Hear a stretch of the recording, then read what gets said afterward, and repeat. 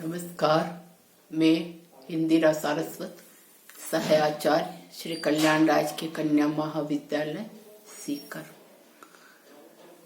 प्रिय बच्चों, आज के इस वीडियो व्याख्यान में आपका स्वागत है।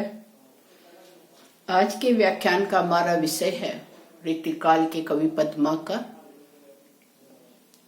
अब तक हमने पद्माकर का प्रकृति वर्णन पढ़ा। आज हम वीर रस से युक्त पद की व्याख्या करेंगे कि युद्ध भूमि का बहुत ही सजीव ओजस्वी वर्णन हम पढ़ेंगे। पहले पद देखिए, पंक्तियां। सिर कटही सिर कटी धर कटे, धर कटी सुहाय कटी जात है। इम एक एक ही बार में कटिभट भये बिन गात है। इत सुपट भूप अनूप गिर के उखड़ी आए ताऊ सो, उत सुपट अर्जुन के विकट फिरी लड़ी पड़े अति चावस। क्या इस अवतरण में पद्माकर ने वीर रस का बहुत ही सजीव वर्णन किया है कि युद्ध भूमि में दोनों ही पक्ष के वीर योद्धा एक दूसरे पर किस प्रकार से प्रहार करते हैं, अपनी वीरता का परिचय देते हैं।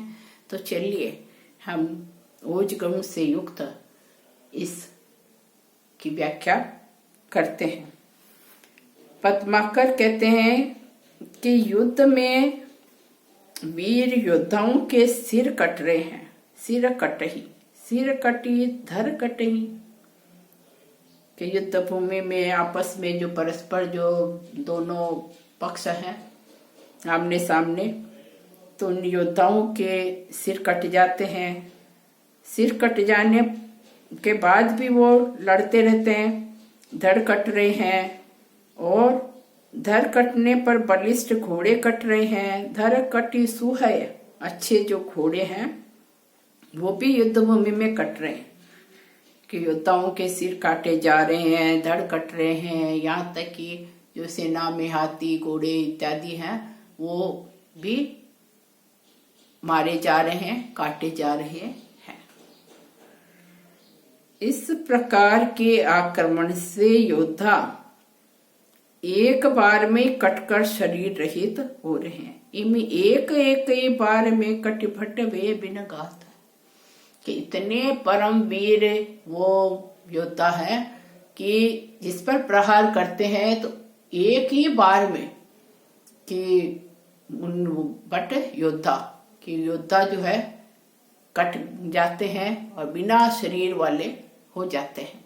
कि एक बार में इस प्रकार से प्रहार करते हैं कि वो बिना शरीर वाले हो जाते हैं, अर्थात मर जाते हैं, गिर जाते हैं, अर्थात प्राण रहित हो जाते हैं, बिना प्राणों वाले वो हो जाते हैं। इत सुबट भूप अनूप गिर के उकठी आए ताऊ से, उत सुबट अर्जुन के विकट फिरी लड़ी पड़े अति चाव से। कि जो सेना में दोनों पक्ष है, दोनों पक्षों में ही जो वीर है, योद्धा है, वो परम बलशाली है, अत्यंत अच्छे पराक्रमी योद्धा है।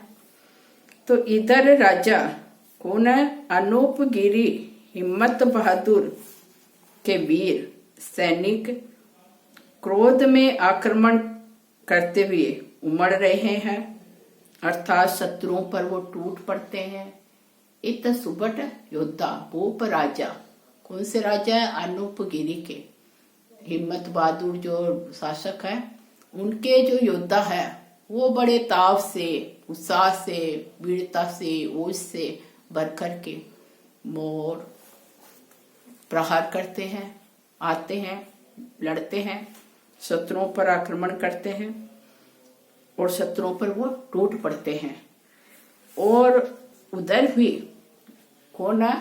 अच्छे योद्धा अर्जुन के विकट वीर योद्धा फिर अत्यंत चाव से लड़ रहे हैं। उत्तर सुपट अर्जुन के सुपट योद्धा के अर्जुन के अच्छे योद्धा भी वो बड़े चाव से उत्साह से युक्त होकर लड़ रहे हैं, युद्ध भूमि में अपनी वीरता का परिचय वो दे रहे हैं। तो दोनों ही पक्ष के जो सैनिक है, योद्धा है, वो अत्यंत पराक्रमी है, अपनी वीरता का, अपने उत्साह का परिचय देते हुए एक दूसरे पर वो प्रहार करते हैं।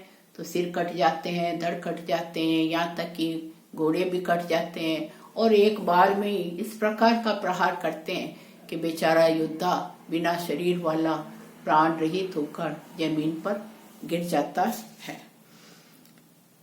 तो कभी किसी एक राजा के आश्रय में, ये पद्माकर कवि नहीं रहे, उन्हें कई राजाओं के आश्रय में रहने का अवसर इन्हें प्राप्त हुआ। तो इनके एक आश्रयदाता है राजा हिम्मत बहादुर। तो यहाँ कवि ने हिम्मत बहादुर जो इनके आश्रयदाता शासक थे, उनकी जो अच्छी ताकतवर सुदृढ़ जो सेना थी, उस सेना के युद्ध कौशल का, उनकी सूरवीरता का यहाँ कवि ने बहुत ही सुंदर और ओजस्वी भाषा में यहाँ वर्णन किया है। तो युद्ध भूमि का सजीव वर्णन इन पंक्तियों में किया गया है। साथ ही वीर रस का सुंदर चित्रण इन पंक्तियों में हुआ है। अलंकारों में अनुप्रास, यमक अलंकार का प्रयोग हुआ है, और सवैया छंद इस पद में है। इसके साथ ही युद्ध भूमि में जो उनके सैनिकों की ललकार इत्यादि जो है, तो नाद सौंदर्य भी प्रशंसनीय यहाँ इन पंक्तियों में है। धन्यवाद।